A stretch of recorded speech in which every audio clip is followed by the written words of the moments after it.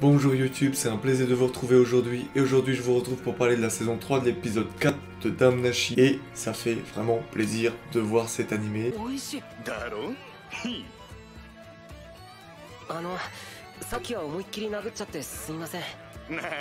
Encore des beaux messages passés, une belle hype, on prend vraiment le temps dans cette saison 3. Si vous n'avez pas vu, j'ai fait la revue de l'épisode 1, de l'épisode 2 et de l'épisode 3. Et donc, naturellement, je fais l'épisode 4. On commence par directement, juste après l'épisode 3, la continuité. On est un peu avec une cohabitation des monstres. On essaie de voir directement l'utopie.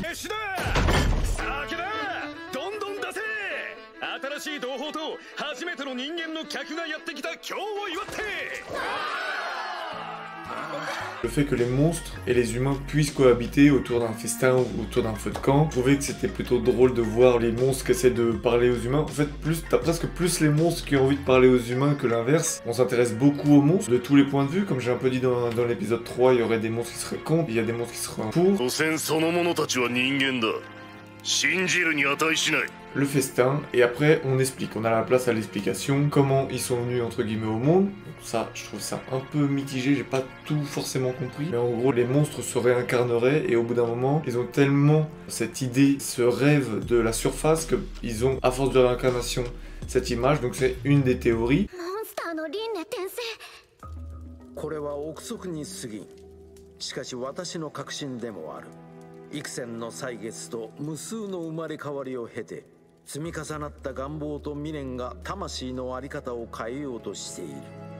Comment ils ont les équipements. J'ai beaucoup aimé le parallèle quand Belle demande ça à des aventuriers, l'épée, les protections et tout. Oui, vous prenez bien nos griffes ou nos cornes ou des matériaux quand vous tuez des monstres, quand vous droppez. Nous on fait la même chose quand on doit se défendre contre des aventuriers.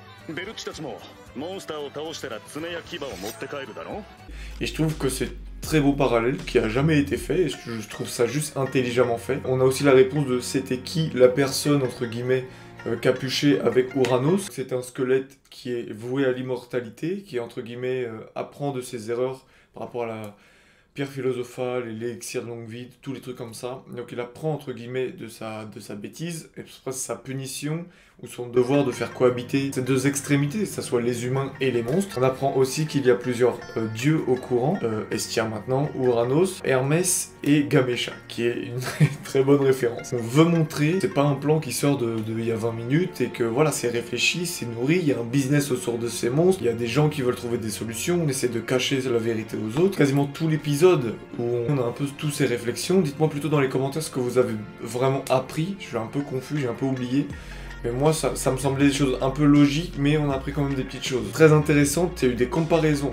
Pour moi, je reste fixé sur le fait qu'à la fin, il y aura Aiz. Elle était dans sa saison sur un truc où déjà, avec les monstres, c'était chelou. Et du coup, là, une très grosse similaritude, si ça se dit, similaritude. Bien joué. Une grosse similitude. Les monstres disent, quand on mange les pierres des autres monstres, on se renforce, on devient plus fort.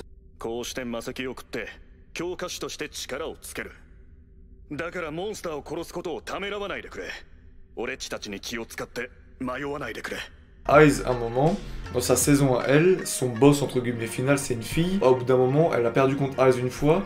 Elle bouffe beaucoup de monstres pour pouvoir être à la hauteur. Il y a un parallèle, c'est sûr qu'il y a un parallèle. Au vu de comment est l'opening et etc., c'est sûr qu'il y a un parallèle entre les deux. Et on s'approche petit à petit. Vraiment, cette saison 3, elle prend le temps et dans le bon sens du terme, comparé à la saison 2 qui a été trop rushée.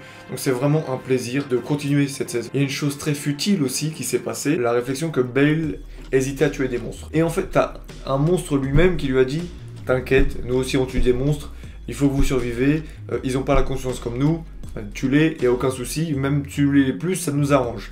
Et donc en gros, on balaye d'une manière intelligente le fait que Bale pourrait avoir cette appréhension, ce qui s'est passé dans l'épisode 3. J'aime bien le côté de qu'on doit nous faire deviner, qu'on doit nous faire comprendre, ressentir qu'ils pensent comme ça. On nous donne pas tout, il y a une sorte de réflexion qu'on doit avoir qui est très bien. On finit sur le fait que il y a l'autre guilde, la guilde des méchants entre guillemets, qui piège des monstres, qui veulent les chasser, qui font un business dessus. Donc ils rentrent entre guillemets en action, on les a beaucoup vus. Maintenant, il y a de l'action. Ah si, un truc de ouf, c'est sûr et certain, j'en suis sûr. À un moment, le crocodile il dit oui, je suis le plus fort, mais sauf qu'il y a un nouveau mec qui monte et tout, il est dans les profondeurs. C'est sûr, c'est un Minotaur. C'est sûr et certain, c'est un Minotaur. On l'a vu dans la bande-annonce, c'est obligé, et juste pour la référence de la première saison, c'est un Minotaur. Je le signe, je parie... Qu'est-ce que je parie? Mais non. Je parie, tout c'est un Minotaur, et aussi... C'est quoi? Ta copine. Non, ma copine elle reste très bien où elle est. Donc tu m'as perturbé. そして一番強いのも俺っちだと言いたいところだけど最近仲間になった新入りにあっという間に抜かされちまって今も真相に一人で武者修行に行っちまってるますます強くなるつもりだぜ Donc oui, le Minotaur c'est sûr, et aussi petite référence, c'est que dans les monstres qu'on voit pendant le banquet, on a le singe qui l'a attaqué, le tout premier monstre qui l'a attaqué, le singe que la déesse Freya avait libéré. Il y a le même singe, donc c'est pas exactement le même, mais il y a lui, donc je trouve une petite référence très bien placée. Donc voilà, moi j'ai adoré encore une fois ce 4e épisode, j'adore cette saison 3, elle me remet en bon terme avec Damnashi, ça fait super plaisir. Je vous invite vraiment à regarder mes autres reviews sur Damnashi et aussi sur les autres animés. J'ai fait SAO, j'ai fait Jujutsu no Kaisen, j'ai fait Burn the Witch, j'ai fait plein de reviews et même j'ai présenté des animés sur Netflix, sur Amazon. Voilà, je vous invite vraiment à regarder tout ça, me soutenir, vous abonner, donner votre avis. Je vous dis à la prochaine, merci pour tout.